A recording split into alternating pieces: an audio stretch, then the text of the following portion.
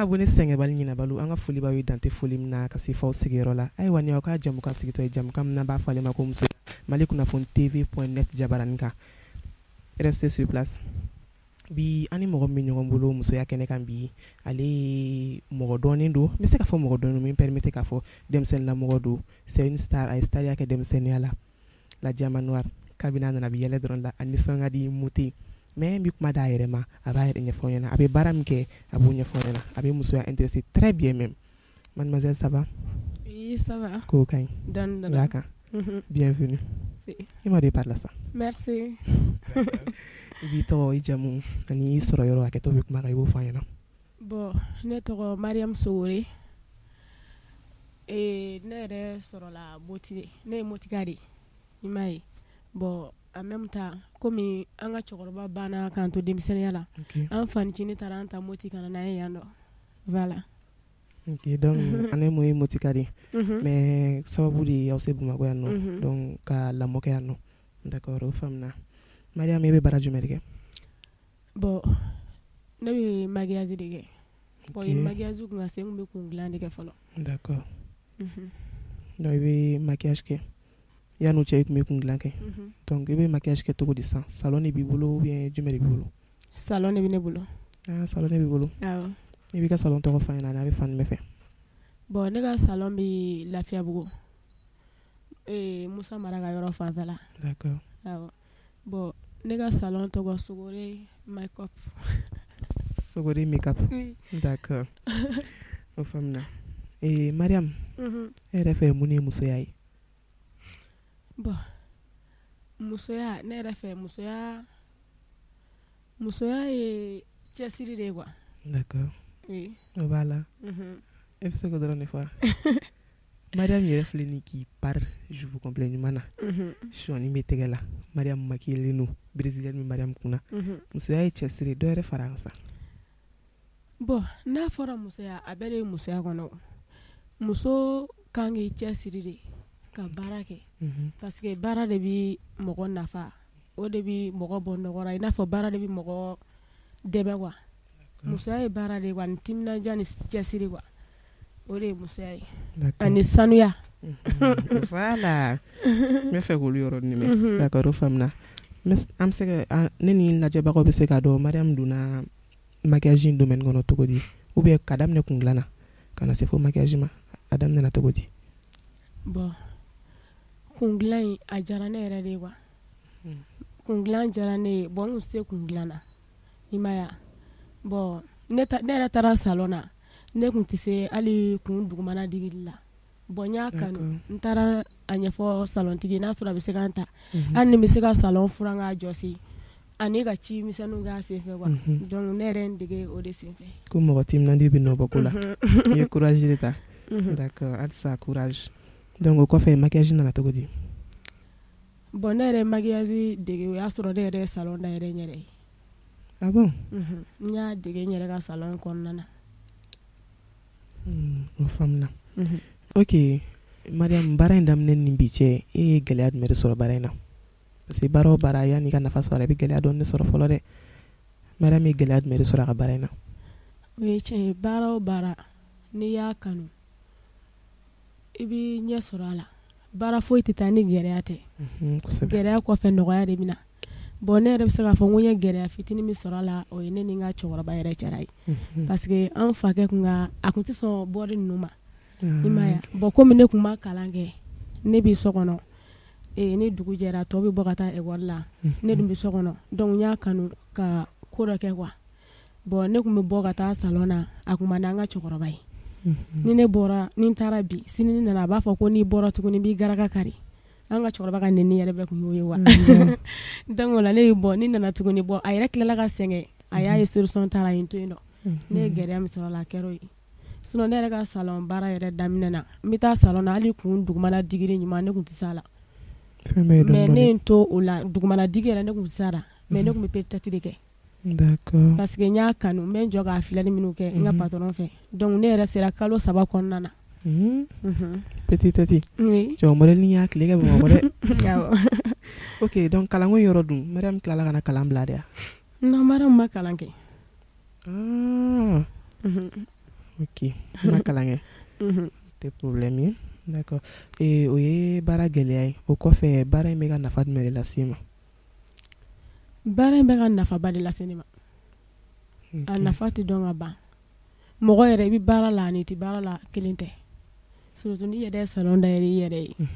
Salon yɛrɛ kɔfɛ ne ye atelier dayɛlɛ salon kɔnɔna na. Atelier. Donc atelier de couture. Donc i b'o fɛnɛ kɛ. Hali fini min filɛ ne kan na ne ka tailleur de y'a kala. Donc ni ka création ye. Mariam Sukumadon. OK, an ka taa. Bon, a nafa tɛ dɔn ka ban wa. OK. Mais e bɛ mɔgɔ ladɔnni ba ninnu maquiller salon yɛrɛ marché bɛ cogo di? Salon marché alhamdulilayi an bɛ don ko bi bɛ ala tanu. Parce que ala ka da ne ka sari yɛrɛ ma Safi Jabate. Madame Momo. Oui. Ale yɛrɛ ye ko caman lase ne ma wa. Parce que ne b'ale maquiller. An bɛ voyager. An bɛ taa dugu la i n'a fɔ Burukina ninnu ani Segu ninnu ani Abidjan. Bon Safi yɛrɛ bɛ marché camanba de lase ne ma. Parce que kuma bɛɛ a bɛ ne ka numéro di mɔgɔbaw ma. U bɛ ne wele n bɛ t'u ka maquillage kɛ ne yɛrɛ bɛ min sɔrɔ o la ne t'o kɔrɔfɔ mɔgɔ ye. D'accord, o faamuna. O bɛɛ y'a nafa dɔ ye. Ala da Safi nɔfɛ tourner ninnu ma ani Safi bɛ relation mun lase ma. Donc an bɛ Madame Momo fo fa sigiyɔrɔ la. Ale faamuna kosɛbɛ. E bɛ se ka fɔ an ɲɛna i ka baara in nafa jumɛn bɛ se musoya yɛrɛ hukumu kɔnɔna la musow ma tɛ dɛ musoya hukumu kɔnɔna la baara in nafa bɛ se musoya ma. Bon n'a fɔra musoya yɛrɛ ye labɛn de ye. Kosɛbɛ. I ma ye kuma ma nɔgɔ Mariam bɛ se maquiller dɔrɔn la wa. Awɔ. OK, dɔɔni fɔ sa. Bon musoya yɛrɛ ye sanuya de ye. Bon sanuya a bɛ b'a kɔnɔna na parce que ala k'a dan an bɛ musow kunkolo dilan k'u ka maquillage kɛ o bɛɛ nafa bɛ musow kan quoi ani musoya ko ka ca. Kosɛbɛ o ye tiɲɛ ye. Kuma ma nɔgɔ. OK. Madame e yɛrɛ fɛ sisan muso kan ka maquiller don o don de wa walima wagati ni wagati de wa e bɛ se ka wagati jumɛn de di muso ma ko muso kan ka maquiller wagati ninnu kɔnɔna la? Bon musoya ni i bɛ taa i n'a fɔ jama yɔrɔ ninnu na ou bien kɔɲɔ yɔrɔ ninnu a bɛɛ b'a la i n'a fɔ muso ni toilette de ka kan wa. O ye tiɲɛ ye. I n'a fɔ maquillage ninnu muso i maquillen don ani maquillen tɛ kelen tɛ wa. I ma ye bon yɔrɔ dɔw fana bɛ yen nɔ a yɔrɔ i bɛ se ka taa k'a sɔrɔ maquillage tɛ. I n'a fɔ hali n'i ma se ka maquillage yɛrɛ kɛ i bɛ se ka kale crayon gansan da ka kɛrɛmarefu k'i da la. Bon ani i ma labɛn kelen tɛ. Musoya yɛrɛ ye labɛn de ye wa. D'accord. Muso i labɛnnen don ani labɛnnen tɛ kelen tɛ wa. O faamuna. Madame furulen don wa? O kɔni ma se miiri la Madame. Madame furulen don wa Madame furulen tɛ? E wɔrɔ ne bɛna mɔgɔ sɔrɔ ka d'i ma. Bon Mariam furulen kun don mais an bɛ don ko bi n ka furu. D'accord. Ni cɛ divorce kɛlen don. OK, ala ka cɛ ɲuman don an garisɛgɛ la. Mun ne bɛ Mariam bolo bi ka fɔ bogotigininw ɲɛna bogotigi mun tɛ fɛn na minnu sigilen don u tɛ ka sɔn ka métier exercer u tɛ ka taa école fɛnɛ na parce que dɔgɔya tɛ kɛlɛ sa. Kalan don kalan tɛ bɛɛ bɛ se ka dɔ k'i yɛrɛ ye bi n'i ye kalan kɛ nafa b'a la n'i ma kalan yɛrɛ fɛnɛ kɛ i bɛ se ka dɔ yɛrɛ kɛ min bɛ nafa lase mɔgɔ ma mun ne bɛ Mariam bolo bi ka fɔ o denmisɛnninlamɔgɔ ninnu ɲɛna. Bon minnu bɛ musomanin minnu sigilen don n'u tɛ ka baara kɛ u k'u jija u ka dɔ kɛ quoi parce que mɔgɔ i mana kɛ cogo o cogo i bɛ dɔ la ni tɛ dɔ la kelen tɛ i ma ye bon hali ni min ye kalan kɛ kalan kɔfɛ parce que an bɛ don ko bi kalan ko gɛlɛyalen don. Kosɛbɛ. Dɔw bɛ kalan kɛ fo ka taa fɔ u tilala diplôme b'u bolo so kɔnɔ u tɛ baara sɔrɔ bon i ye kalan min kɛ f'i k'o baara sɔrɔ wajibi tɛ quoi i bɛ se k'i to yanni i ka kalan baara sɔrɔ i bɛ baara wɛrɛ ɲini k'a kɛ wa ala ka bon wa se bɛ ala ye i ye kalan min kɛ i bɛ se ka baara sɔrɔ i n'a fɔ i se k'a sɔrɔ ne y'i sigi ko f'i ye kalan min kɛ f'o baara a ma nɔgɔn donc musomaninw k'u cɛsiri u ka dɔ kɛ o de kɔni ka ɲi ne yɛrɛ min filɛ ne ma kalan Voilà. Mais bi ala fo makala. Oui, exemple. Tiɲɛ la. Mais n y'an cɛsiri de ka baara kɛ. Fo ka taa fɔ bɛɛ ye dɔɔni ka baara ye. Ne yɛrɛ b'a fɔ ko alhamdulilahi n ka baara kɔnɔna na wa. Kalandenw b'u jɔ yɔrɔ yɔrɔ ne kunfin bɛ taa n jɔ kɛrɛfɛ. Kosɛbɛ. D'accord, o faamuna. O ye ala tanu dɔ ye. Donc sisan ni supposons que jeunes ye Mariam ka nin ladilikan faamu kosɛbɛ u bɛ fɛ ka wuli ka taa métier dɔ exercer o kun sera e yɛrɛ ka métier ma ladilikan jumɛn de b'i bolo ka lase mun bɛ fɛ ka don maquillage yɛrɛ kɔnɔna la Mariam bolo dayɛlɛlen don denmisɛnninw ye k'u kunbɛn k'u exercer k'u former ou bien ladilikan wɛrɛ de b'i bolo ka lad'u ma. Oui, ladilikan bɛ n bolo ka d'u ma. Bon ni ala filɛ yɔrɔ min na mɔgɔw bɛ ne bolo n bɛ minnu dege i n'a fɔ dɔw bɛ yen u bɛ se fana quoi. Baara o baara n'i y'a kanu i b'i timinadiya de k'i cɛsiri. Baara foyi tɛ taa tɔrɔgɔ ni sɛgɛn kɔ quoi. I b'o sɛgɛn bɛɛ de ku fo ala bɛ na n'a ka na ye i b'i sago sɔrɔ quoi. I bɛ courage de ta baara bɛɛ ye courage de n'i ye baara o baara n'i y'a kanu i b'a nafa sɔrɔ. Ok, o faamuna. Mariam folikan jumɛn b'i bolo ka lase an lajɛbagaw ma i ka client spécialement i yɛrɛ ka star ani Mali kunnafoni abonné bɛɛ lajɛlen folikan jumɛn b'i bolo ka lase u ma. Bon n bɛ lajɛbaga bɛɛ lajɛlen fo. Bɛɛ tulo b'i la. N bɛ bɛɛ fo wa bon kɛrɛnkɛrɛnnenya an ka sari yɛrɛ n ma dan foyi de sɔrɔ a la. Safi ye sari ye dɛ wa Safi ka ɲi kojugu i tɛ mɔgɔ dɔn fo ni n'a voyagera. Ne bɛ Safi n t'a dɔn n bɛna min fɔ wa n bɛ Safi fo ala k'a dan ne kɔnɔma ne ni Safi voyagera ka taa Sikaso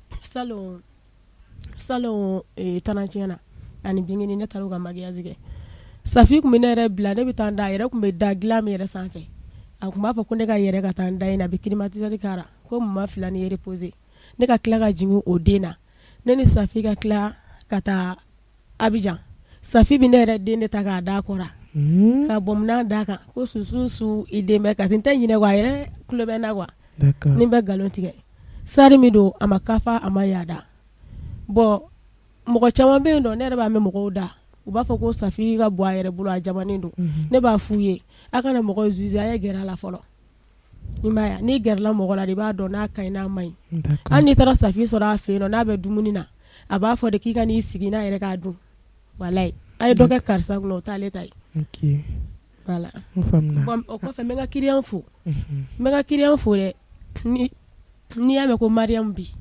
client de don i b'i salon dayɛlɛ i b'a dayɛlɛ client de kama ne bɛ n ka client fo ne yɛrɛ client de ye ne yɛrɛ ye wa ni client tɛ ne tɛ se ka foyi kɛ n yɛrɛ ye parce que olu de bɛna don ne kunna Mariam i ko k'i jɛ Mariam n t'a dɔn n bɛna fɔ cogoya min na n bɛ n ka client fo foli belebeleba o ye client ta ye wa. D'accord. Ok ko u bɛɛ tulo b'i la foli diyara n ye kosɛbɛ yan'an ka wuli i y'a fɔ daminɛ la mais n'empêche i bɛ segin ka salon tɔgɔ fɔ salon bɛ quartier min na k'o fɔ ka numéro di n'o y'a sɔrɔ mɔgɔ wɛrɛ min fana bɛ se k'i lasɔrɔ numéro min na baara sira kan.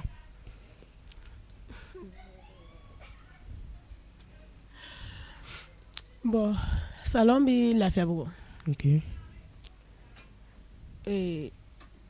Musa Mara ka rond-point yɔrɔ n'i sera n'i ko Lasarika salon yɔrɔ i b'a ye parce que Lasarika salon ne bɛ dɔɔnin ni o de ye star de bɛ ne bolo yan bi parce que ne ka patron de ye Lasari in da ne na n yɛrɛ ka tɔgɔ dalen tɛ wa a y'a danna ni n ka baara de ye wa parce que n ye n ka baara in kanu cogoya min na ni n kun taara n b'a ka baara kɛ cogoya min na donc n kun tɛ se baara la quoi ni n taara n bɛ n jɔ k'u filɛ n y'an terimuso dɔ de kunkolo dilan don dɔ la parce que n ka patron yɛrɛ ma deli ka ye monter la quoi o nan'i jɔ n nɔfɛ quoi a ye foli kɛ ko jɔn y'i kun dilan ko Batɔsi de y'a dilan mais ne bɛ wele an fɛ yen ko Tɔma komi n ka patron de tun bɛ wele ko Batɔsi jɔ k'i ka Batɔsi ko ayi ko tiɲɛ tɛ donc o la o dugujɛ client dɔ nana ko a kun bɛ dilan dɔ y'a dugumana digi parce que ne yɛrɛ kun se hali dugumana digi yɛrɛ gansan na donc ne y'o kunkolo monter patron in tɛgɛrɛ fɔ yɔrɔ la ko la star depuis o don de fo ka taa fɔ n bɔra a ka salon na ni nana b'a ko la star donc client bɛɛ y'a ta ko la star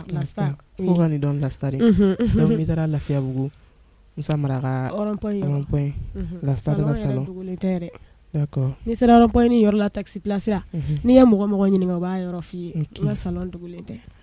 Ok d'accord salon yɔrɔ faamuna ni mɔgɔ min bɛ fɛ ka taa maquiller la star fɛ ni mɔgɔ min bɛ fɛ k'i maquiller i n'a fɔ Safi bɛ maquiller cogo min na yɔrɔ bɛɛ bɛ Safi ka maquillage ye donc i bɛ la star ka yɔrɔ ɲini ni bɛɛ b'a dɔn Mariam Sogore fɛnɛ la ni mɔgɔ min bɛ fɛ ka a wele a ka nɛgɛjuru sira bɛna sɛbɛn émission dugumana na i bɛ capture kɛ ou bien i bɛ numéro ta o yɔrɔ nin na ok Mariam i nana ka wele jaabi a diyara n ye merci beaucoup halisa Ala k'i bolo mɛn i ka baara la amina yarabi d'accord an ka abonné Farima Bɔ ni ne tun b'an bolo bi ka yira aw la wa ni ne kɛra aw garisɛgɛ ye bi n'Ala ma basi kɛ aw ni ne an bɛ ɲɔgɔn sɔrɔ ni ɲɔgɔnna caman na musoya canal dɔrɔn de kɔnɔ restez toujours connectés à bientôt